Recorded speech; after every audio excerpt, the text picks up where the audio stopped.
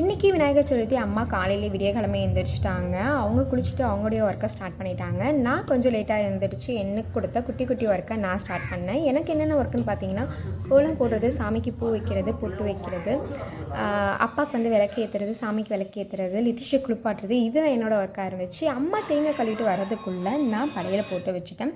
இன்றைக்கி நம்ம வீட்டில் என்னென்ன சமையல்னு பார்த்தீங்கன்னா, வடை, பாயசம், சக்கரை பொங்கல், சுண்டல், அதுக்கப்புறம் வந்து உருளைக்கிழங்கு பொரியல், சாம்பார். இதோடு தான் நம்ம வீட்டில் இன்றைக்கி வந்து சாப்பாடு முடிஞ்சிடுச்சு. விநாயகர் சதுர்த்தியும் காலையிலேயே வந்து கும்பிட்டு முடிச்சாச்சு. ஏன்னா காலையில் அம்மா வந்து வீட்டில் வேலைக்கு போயிருப்பாங்க, சமையல் வேலைக்கு.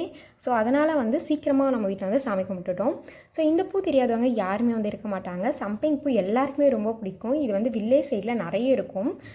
நிறைய பேர் வந்து இந்த பூ வந்து விரும்புவாங்க. ஏன்னா இந்த பூ வந்து கிடைக்கிறது ரொம்ப ரேரு. ஸோ நம்ம வீட்டில் இந்த பூ நிறைய வந்து பூத்து இருந்துச்சு.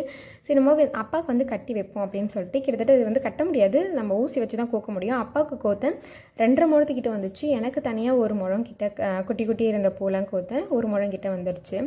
ஸோ காலையிலேயே 8 மணிக்குள்ளெல்லாம் வந்து சாமி கும்பிட்டு முடிச்சதுனால நான் காலையிலே பிரேக்ஃபாஸ்ட்லாம் முடிச்சுட்டேன்.